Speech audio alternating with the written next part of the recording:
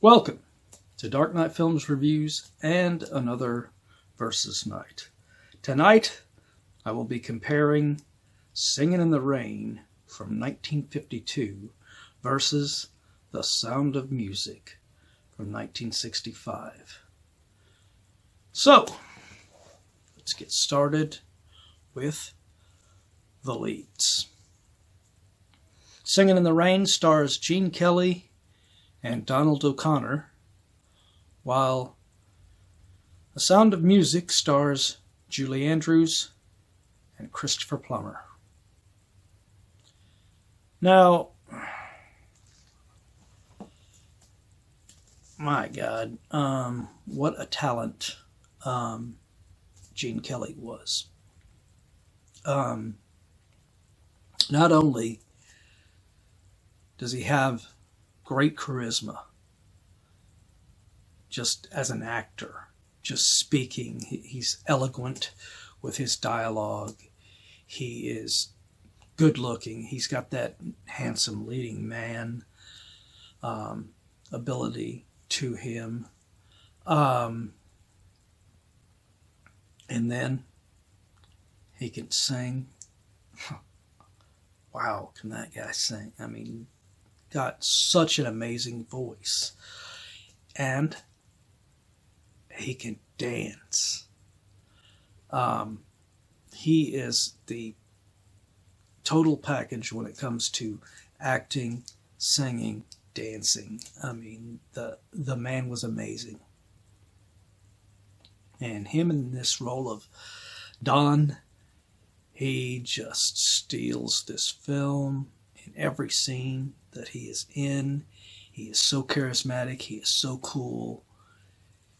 I just loved every moment of his character. Gene Kelly is one of the greatest actors, period, of our time because of his abilities. Donald O'Connor is super talented as well, but in a slightly different way. He doesn't have the super good looks that Gene Kelly has, but he does have super comedic ability. He is very funny, and again, just like Gene Kelly, he is an amazing dancer. So yeah, he doesn't have the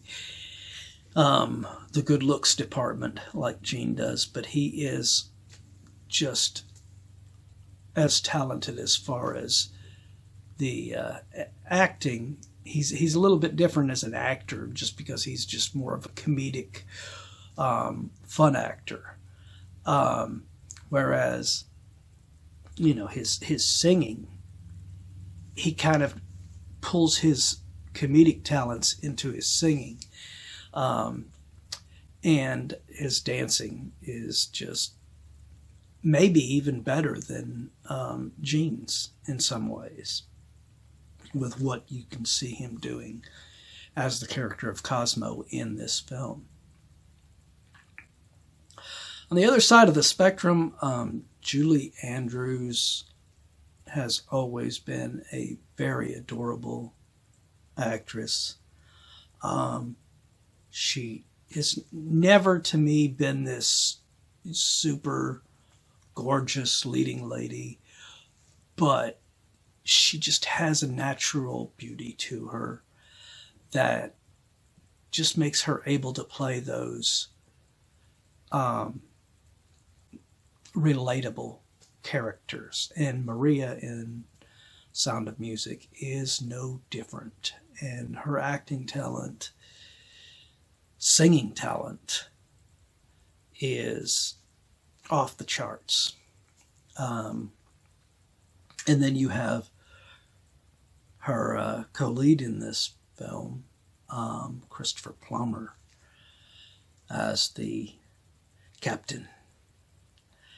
And he is such a fine actor.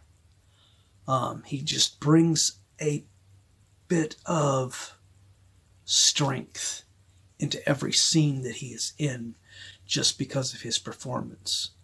He genuinely feels like royalty. And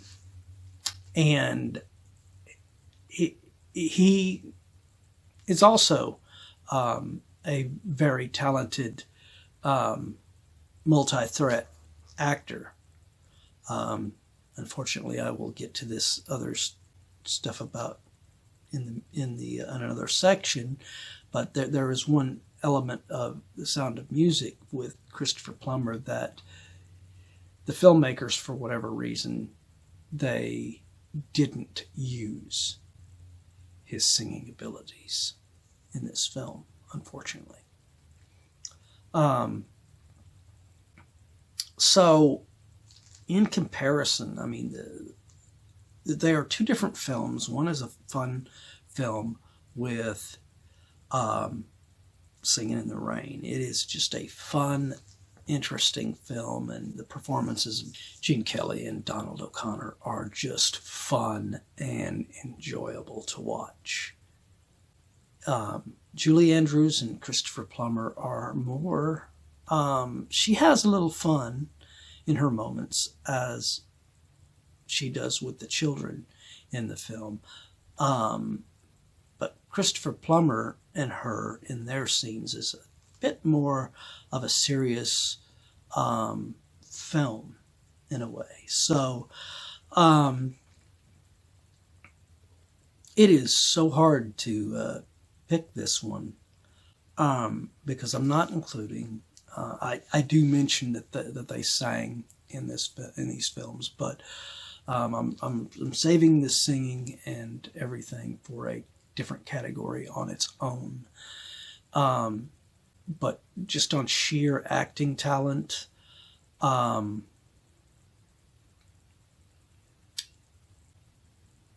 don't know. It is hard to pick one for this category.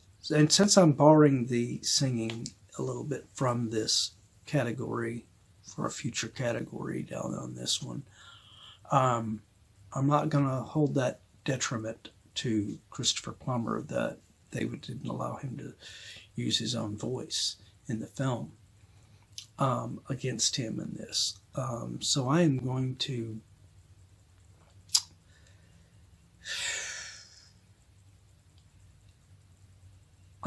slightly give the edge to The Sound of Music on this one.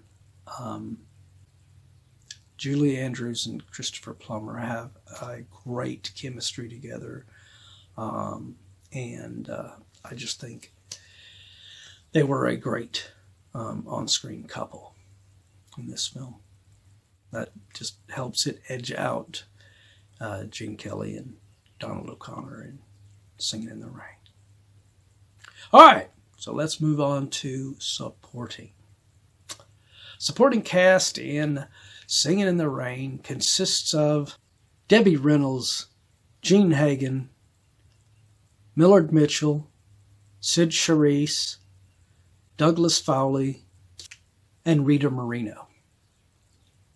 The supporting cast in The Sound of Music consists of Eleanor Parker, Richard Hayden, Peggy Wood, Charmian Carr, Heather Menzies, and Nicholas Hammond.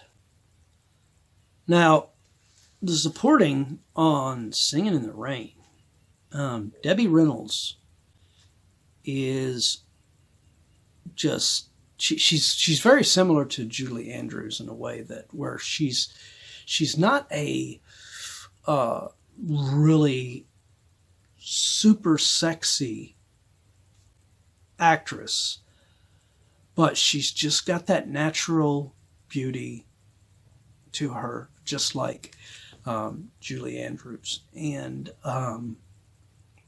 her character of Kathy in this is just so likable because of how she performs with the character. And much like Christopher Plummer, unfortunately, she kind of got shafted in Singing in the Rain because they overdub her in the singing department and don't let her do her own singing in the film, unfortunately. And that's unfortunate. I mean, because I've heard her sing before. So it was unfortunate that they decided to go with some other singing voice for her in this film. Jean Hagen as Lena is oh my God, she is just implorable. She is just so hard to watch without just becoming infuriated with her character. And it's great acting on her part because, that's not her voice. That squeaky, voice that she speaks in throughout the movie is not her real voice. It's a character that she's playing, and she does very well with it, and she makes her very hated. So that's a testament to her as an actress. If you want to actually hear her real speaking voice in the film, all you have to do is watch the scene in which Debbie Reynolds' character of Kathy is supposed to be dubbing her in the film sequence. But the dubbing voice is not really Debbie Reynolds' voice. It is actually Jean Hagen's real voice. Nothing can keep us apart. Our love will last till the stars turn cold. So, but her character is such a pain in the ass throughout the film that you just, you cannot stand her. Or at least I couldn't. Millard Mitchell has the producer of the films for Don, Gene Kelly's character in here.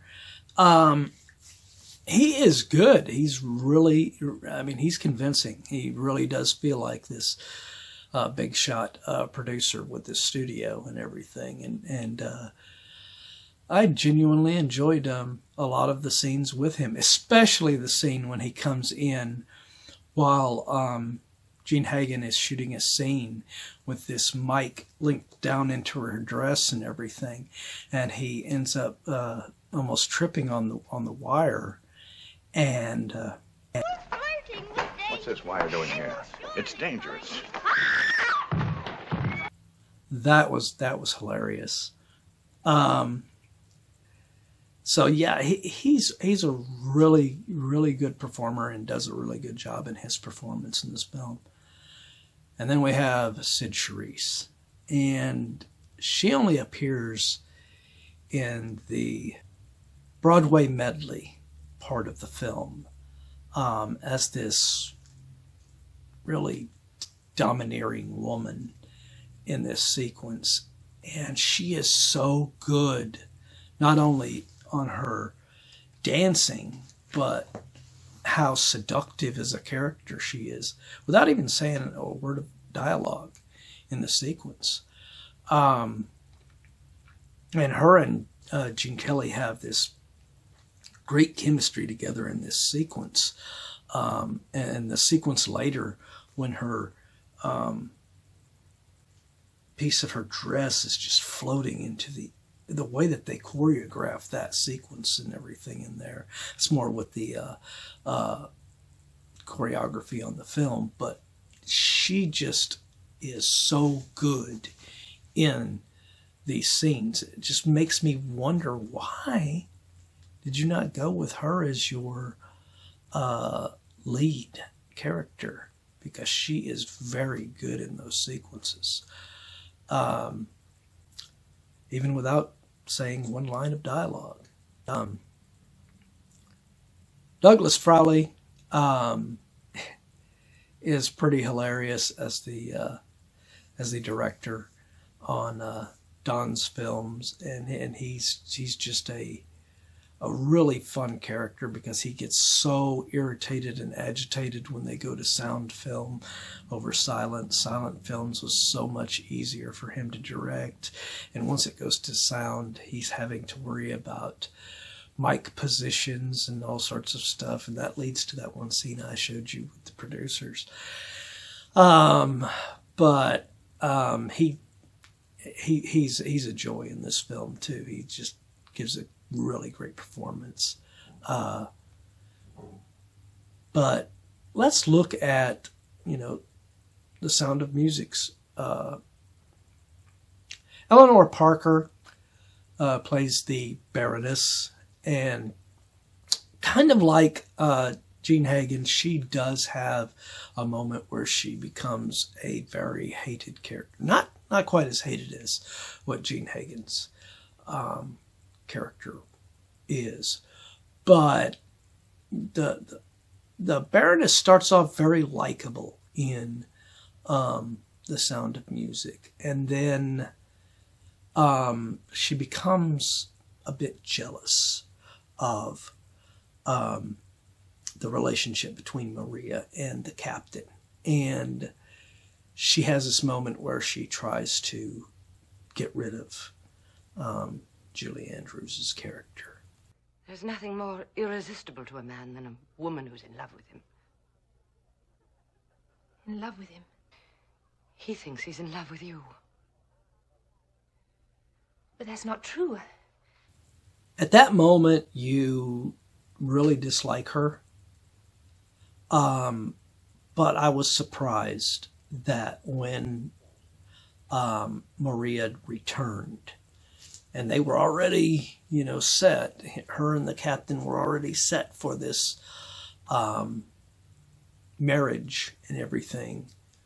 When he decides that this is a mistake and confesses that it's not going to work, she literally bows out gracefully. And I was not expecting this. So I had a lot more respect for Eleanor Parker's Baroness character than I did for Jean Hagen's in Singin' in the Rain. So, great performance there. I really liked her performance in that film. Meanwhile, Richard Haden's character is really good as well. He is more of a snobbish style character, the way he performs as the character. And it kind of, at the beginning, I was like, oh, he's annoying. But as the film progresses, his character becomes more and more likable to me. He is more willing to accept the Nazi occupying of Austria. And he, unlike Christopher Plummer's captain, he's totally against it and will not support it. But he's a little bit more just going along with it and everything. Really, really good. A lot of different layers to his character. Good actor and good performance in this film. Peggy Wood is the mother at the nunnery that Julie Andrews is at, and she is the one out of all of the nuns there, and she's the leader of them, of course, that really wants to give Maria a chance. But she knows that she's not really cut out for being a nun. She has too much of this wild side and fun, adventurous side to her personality. And her performance in here is so good. She is so relatable and likable as the character. So I really liked her as well. And then we have the children in the film. And of course, Charmier Carr stands out as one of the, since she is the oldest at 16 out of the characters, 16 going on 17, of course, she stands out a little more than the other kids, and she's just an amazing little actress in her own right. And I really like a sequence in which she gets to sing on her own in this little duet, the 16 going on 17 song. But it's a little hampered by some of the stuff that happens later on with the Nazi occupying of Austria in there. So it kind of hurts that initial high that song gave you with that character. And Nicholas Hammond is the oldest of the boys. And he would later on go on to play in the 70s. He was the first actor to ever play Spider-Man on screen.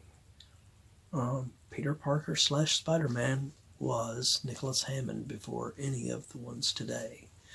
And I actually liked his performance in this and as Spider-Man. But yeah, he doesn't get as much time to shine as Charmian Carr, but he is really good in his role in here. So I think I am going to give the supporting category, I think I'm going to give this one to, since Jean Hagen was so annoying, and she kind of brings Singing in the Rain down just because of how hateful her performance is. Like I said, Eleanor Parker's does make this moment where you don't like her, but she redeems herself later in the film. She doesn't remain a completely horrid character. So I'm going to lean toward Sound of Music on this one as well. Now let's move on to story with Singin' in the Rain's plot. Nearing the end of the 1920s, a silent film star attempts to make the transition to sound and falls for a young chorus girl in the process. Very simple plot. The plot for The Sound of Music is, nearing the end of the 1930s, a young woman is sent from an abbey for nuns to be a governess for 7 children to a retired naval officer whom she falls in love with. They do have a bit of a connection with the lead characters ending up falling in love with the character by the midpoint of the film and everything. So, whereas Singin' in the Rain is a more just fun, comedic film, and I enjoyed that greatly because I do like comedies as well as dramatic films. So that worked out fine for me. But as far as depth of a story, I think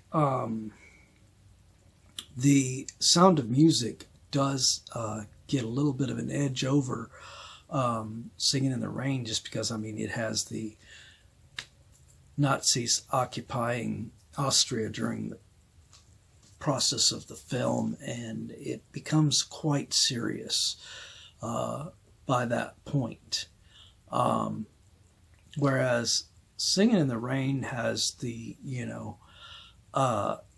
Don's character is trying to make this transition into these films, and then he has Lena, who doesn't have a very good speaking voice or singing voice to be convincing in sound pictures, which is a really cool thing because that's how a lot of the silent film stars were. A lot of them didn't make the transition successfully just because they didn't have the voices for it, and that's something that Singing in the Rain does really well. It does put that at the forefront of the film, detailing something like that from history.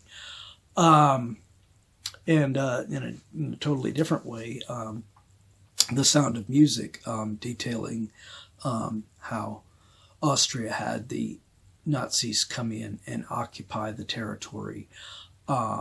It was hard for some of those people because not all of them, some of them supported Austria and did not support the Nazi regime. So just on story, just because of the dramatic resonance of The Sound of Music, I think I'm going to go with The Sound of Music on this one as well. So let's move on to song and dance numbers.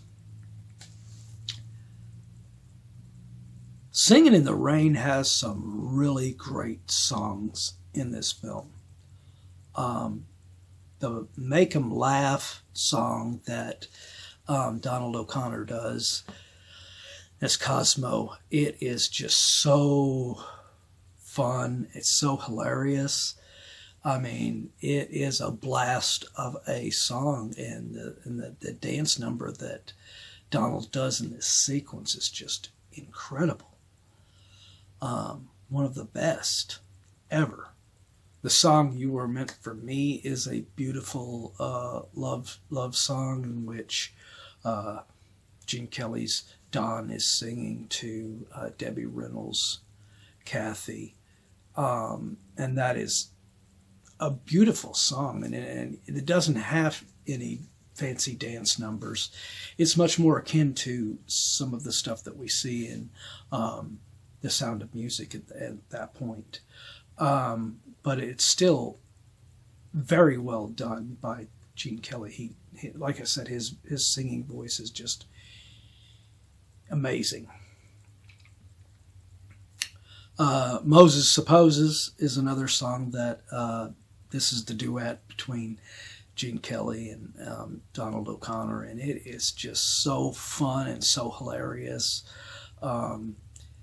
It just works so well. It's just a fun little goofy sequence. The dancing between Gene and Donald in this sequence are just, oh my God, they are just awe-inspiring. And then you have Good Morning. It's supposed to be the trifecta of having Gene Kelly, Donald O'Connor, and Debbie Reynolds singing and dancing together in there. And yes, Debbie Reynolds is dancing with the two, but they didn't allow her to do her own singing in this sequence, and her singing voice is overdubbed by some other singer in here, and that's unfortunate. But it is a great sequence, though, and it sets up great moments later on in the film as well. And then, of course, you have the title track of Singin' in the Rain, which it's mostly famous for, but I don't think that dance number was as interesting. The song is great. I love the song. Gene Kelly does a great job singing that one. But the dance number that he does on the streets in the rain, it's iconic for this film. You know, when people think of this film, that's the only thing they think about is that sequence. But I think other dance sequences and songs are better in this film.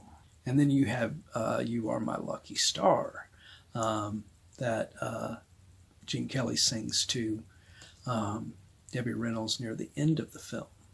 And that's a beautiful song too, even though that's a little bit of a shorter one and it doesn't have a dance number to it. That is a beautiful song.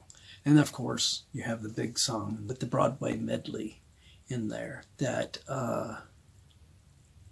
like I said before, the scenes with Sid Charisse in this were great, amazing talent between Gene Kelly and Sid Charisse.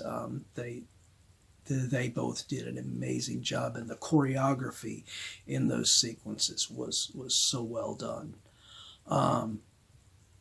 Even though that sequence doesn't have anything to do with the rest of the film, barring that, it is a great song,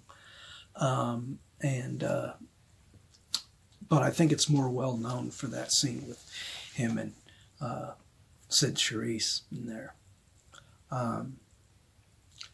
Whereas Sound of Music, as I said on the song Sound of Music, I like that song, but I don't think it is the strongest song in the Sound of Music, and neither is Maria, the song that the nuns sing about Julie Andrews' character of Maria. 16, like I said before, 16 going on 17 is, I just love that number in the movie earlier, but it is hampered by when the Nazis occupy Austria, how the boyfriend to her kind of turns on her and everything. So it really makes that a sour note in the film, even though they do a reprise of it with Julie Andrews, Maria singing that song too. Charmian Carr. It's just, it's not the same. To me, one of the most famous songs for The Sound of Music is My Favorite Things. That song is kind of like some of the songs in Mary Poppins. I mean, it's just so iconic to this film to me. And then you have the other one that's similar to that, like that, and that's Do Re Mi, where Maria is teaching the kids to sing, and this song that she does there is just so cute and adorable, the way she is teaching them with this song, and the song's lyrics are just, I do think that sequence does go on a little long, but that's the whole movie Sound of Music. I think the whole movie Sound of Music does go a little, some sequences could have been trimmed for time. Whereas, Singin' in the Rain is an hour and 47 minutes, something like that. Whereas Sound of Music is almost an hour and 10 minutes longer than Singin' in the Rain is. So, yeah, it has a little more meat to it, yes, but there's some sequences that could have been shortened for time, I believe, in the film. And then you have Something Good, which was the sort of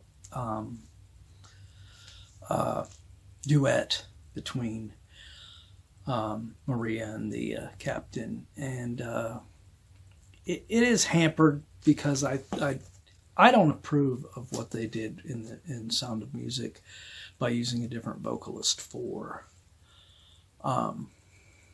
Christopher Plummer. His existing singing voice, which we know of now, with these sequences. I mean, just look at the sequence in Something Good with the vocals that they ended up replacing. Oh, here you are, standing there, loving me. There was nothing wrong with his vocals. His vocals were beautiful. They didn't need a different voice in there. And the same way with, in my opinion, one of the best songs in The Sound of Music, but it's hampered by the fact that they would not let Christopher Plummer just sing the song. And that is Edelweiss. Edelweiss, Edelweiss, bless my homeland for. I don't get it. I don't understand who in the studio was thinking that, yeah, we can't use his voice. His voice is not that good. We need to go with a different voice and bringing in another singer to fill in as the singing voice for Christopher Plummer's captain in this. It's just that was stupid, in my opinion. And that kind of hurts the film, because I love Christopher Plummer's character in the film, and I love his singing voice, you know. And it's a shame that there is no copy of the film that just has Christopher Plummer's voice reinstated in it, because I would pay for that. I would pay to have that in my collection, because that, to me, is the version of the film that I want. But and while we're on the songs, I'm going to point out the fact that the dancing, as well as the singing on Sound of Music, the dancing is much more simplistic in The Sound of Music. There's nothing really extravagant or over the top to where it is something that really looked like it was hard to choreograph. Whereas Singin' in the Rain, those sequences in that are just wow. Not only is the singing great, but the dancing that they are doing is just off the charts incredible. So this one I'm going to be given to Singin' in the Rain, just because of the dance numbers, and because I think Sound of Music was hampered by them not keeping Christopher Plummer's vocals in there.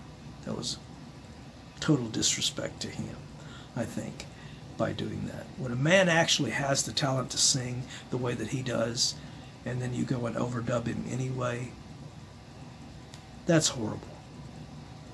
But that comes down to our final score, which gives The Sound of Music the win with a score of 1, 2, 3. But it sounds like it is an easy win for The Sound of Music, but it's not. It was tough to pick between the leads and the supporting. The one that wasn't that hard to pick from on either side was the story in favor of Sound of Music, and of course the song and dance numbers for Singin' in the Rain. That was, no-brainer for both of those in each category. But what do you guys think of Singin' in the Rain and The Sound of Music? Do you agree with my critique of these two films together? Do you disagree? Let me know in those comments down below. And if you enjoyed this Versus Night, do not forget to like, share, and subscribe. And don't forget to click that bell icon so you can be notified about future videos just like this one. And while you're by the subscribe button, click that join button and become a Dark Knight fan. Well, that's the end of another Versus Night. If you missed last week's Versus Night, check out the link up in here. Or if you've missed any of the other Versus Nights, check out our playlist and see anything that you have missed.